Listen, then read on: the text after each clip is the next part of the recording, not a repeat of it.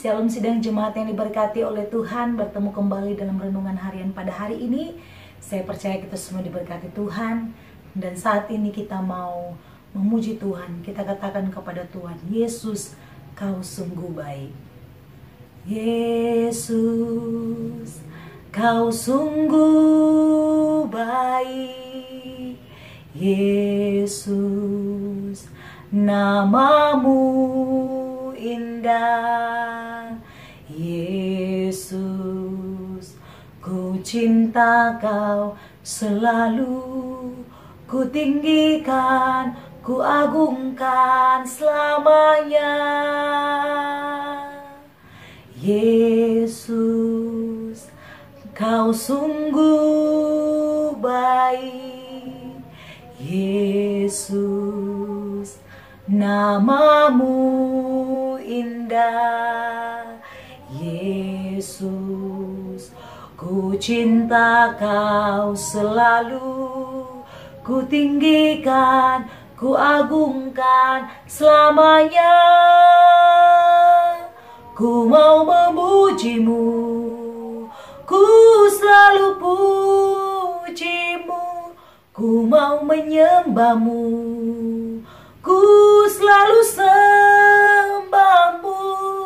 Kau yang layak terima semua pujian, kemuliaan hanya bagi Tuhan. Puji Tuhan, saat ini kita mau mendengarkan renungan firman Tuhan. Mari kita membuka Alkitab kita di dalam kitab Markus pasal 11 ayat 12 sampai ayat yang ke-26. Mari kita membuka Alkitab kita. Markus pasal 11 ayat 12 sampai 26. Demikianlah firman Tuhan. Keesokan harinya, sesudah Yesus dan ke-12 muridnya meninggalkan Betania, Yesus merasa lapar. Dan dari jauh ia melihat pohon ara yang sudah berdaun. Ia mendekatinya untuk melihat kalau ia mendapat apa-apa pada buah itu. Tetapi waktu ia tiba di situ, ia tidak mendapat apa-apa selain daun-daun saja, sebab memang bukan musim buah ara. Maka katanya kepada pohon itu, jangan lagi seorang pun makan buahmu selama-lamanya. Dan murid-muridnya mendengarnya. Yesus menyucikan bait Allah. Lalu tibalah Yesus dan murid-muridnya di Yerusalem. Sesudah Yesus masuk ke bait Allah, mulailah ia mengusir orang-orang yang berjual beli di halaman bait Allah. Meja-meja penukar uang dan bangku-bangku pedagang merpati dibalikkannya, dan ia tidak memperbolehkan orang membawa barang-barang melintasi halaman bait Allah. Lalu ia mengajar mereka, katanya, bukankah ada tertulis, rumahku akan disebut rumah doa bagi segala bangsa? Tetapi kamu ini telah menjadikan sarang penyamun. Imam-imam kepala dan ahli-ahli Taurat mendengar tentang peristiwa itu, dan mereka berusaha untuk membinasakan dia, sebab mereka takut kepadanya, melihat seluruh orang banyak takjub akan pengajarannya. Menjelang malam mereka keluar lagi dari kota. Pagi-pagi ketika Yesus dan murid-muridnya lewat, mereka melihat pohon ara tadi sudah kering sampai ke akar-akarnya. Maka teringatlah Petrus akan apa yang telah terjadi. Lalu ia berkata kepada Yesus, Rabi, lihatlah pohon ara yang kau kutuk itu sudah kering. Yesus menjawab mereka, percayalah kepada Allah. Aku berkata kepadamu, sesungguhnya barang siapa berkata kepada gunung ini, beranjaklah dan tercampaklah ke dalam laut, asal tidak bimbang hatinya, tetapi percaya bahwa apa yang dikatakannya itu akan terjadi, maka hal itu akan terjadi baginya. Karena itu, aku berkata kepadamu, apa saja yang kau minta dan doakan, percayalah bahwa kamu telah menerimanya, maka hal itu akan diberikan kepadamu. Dan jika kamu berdiri untuk berdoa, ampunilah dahulu sekiranya ada barang sesuatu dalam hatimu terhadap seseorang, supaya juga Bapamu yang di surga mengampuni kesalahan-kesalahanmu. Tetapi jika kamu tidak mengampuni, maka Bapamu yang di surga juga tidak akan mengampuni kesalahanmu. Puji Tuhan, jemaat Tuhan, panjang lebar kita sudah membacakan dari ayat yang ke-12 sampai ayat yang ke-26. Sungguh luar biasa firman Tuhan hari ini yang boleh kita bacakan. Jemaat yang diberkati Tuhan, pada hari ini saya mau membagikan renungan firman Tuhan bagi kita semua, yaitu orang percaya pasti berbuah. Sekali lagi, tema kita pada hari ini yaitu orang percaya pasti berbuah. Jemaat yang diberkati oleh Tuhan, kita melihat di hari sebelumnya, kita boleh belajar tentang bagaimana Yesus dieluk-elukkan di Yerusalem ketika dia datang dengan mengendarai seekor keledai muda yang belum pernah ditunggangi oleh seseorang. Jemaat yang diberkati Tuhan, kita melihat kedatangan Yesus ke Yerusalem. Dia mau membuktikan bahwa dirinya adalah Sang Mesias. Dia mau membuktikan bahwa diri ada anak Allah. Dia mau membuktikan bahwa dia adalah juru selamat.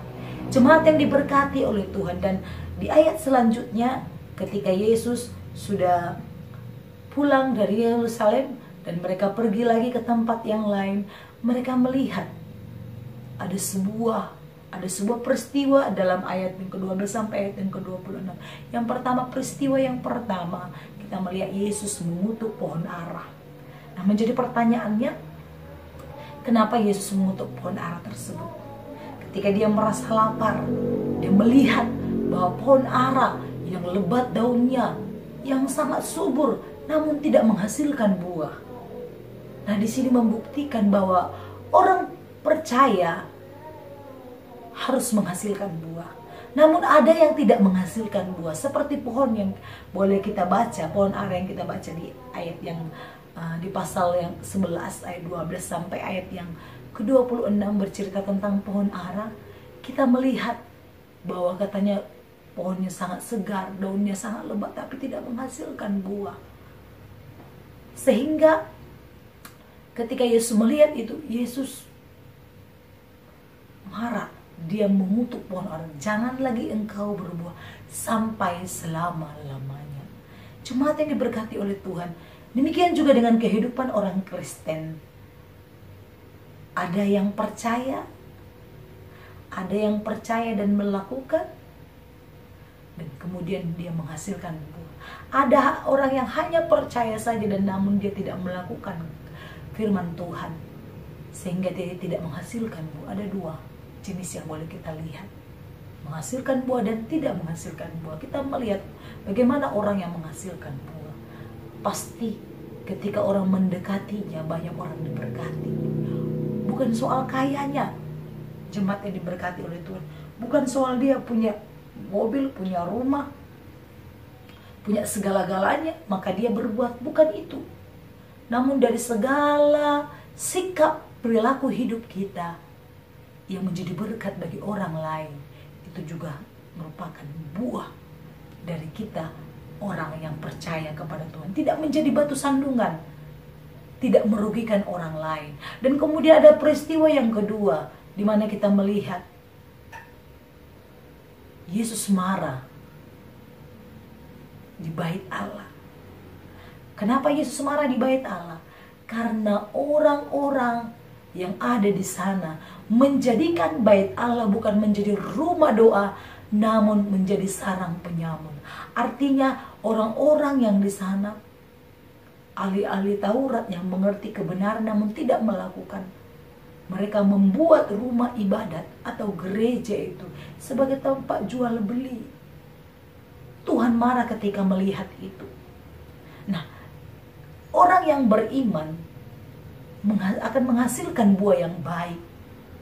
Nah, ketika kita tidak memahami kebenaran firman Tuhan itu, maka kita juga akan melakukan yang salah. Sama dengan halnya orang-orang ahli-ahli Taurat. Mereka mengerti namun mereka tidak melakukan, sehingga mereka melakukan yang tidak benar di hadapan Tuhan. Kita melihat mereka membuat rumah ibadat menjadi sarang penyamun, tempat berjualan, sehingga Tuhan marah, membalikkan sebuah tempat jualan yang ada di bait Allah. Sehingga ketika ahli-ahli Taurat mendengar itu, mereka menjadi takut dan mereka membenci Yesus. Sehingga mereka ada pemikiran untuk mau menangkap dia untuk mau menyingkirkan dia, untuk mau membunuh dia. Nah, dari sinilah jalannya Yesus nanti akan ditangkap dan disalibkan. Jemaat yang diberkati oleh Tuhan, memang ketika kita melakukan kebenaran, ada banyak hal orang-orang yang di sekitar kita yang ada yang tidak suka dengan kita, dan akan banyak orang yang menjauhi kita. Jemaat yang diberkati oleh Tuhan, dan kemudian peristiwa yang ketiga, kita melihat ketika Yesus sudah mengutuk pohon ara di pohon yang pertama tadi, kita melihat di selanjutnya bahwa pohon ara yang dikutuk oleh Yesus itu telah menjadi kering, daunnya kering, rantingnya kering, dan siap untuk dibakar. Artinya tidak ada lagi gunanya pohon ara tersebut.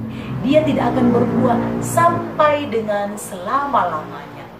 Jemaat yang diberkati Tuhan, maukah kita seperti pohon ara yang akan dibuang Yesus, dikutuk dia dan tidak akan menghasilkan buah lagi?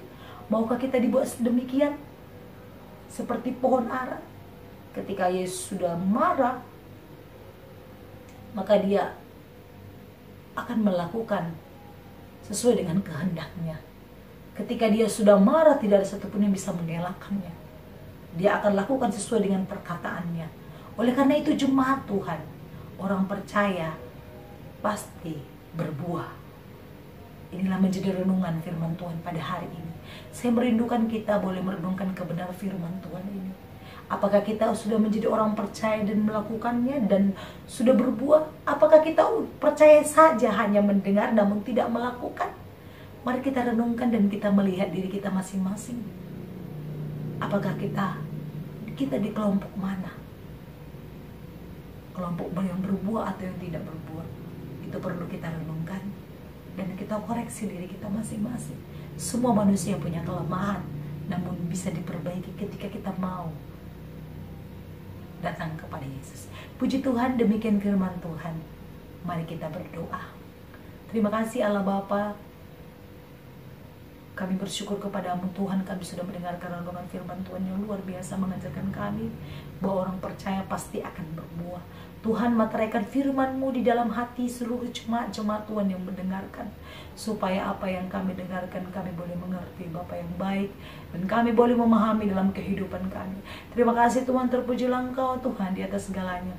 Di dalam nama Yesus kami sudah berdoa, haleluya, amin. Amin. Tuhan Yesus memberkati.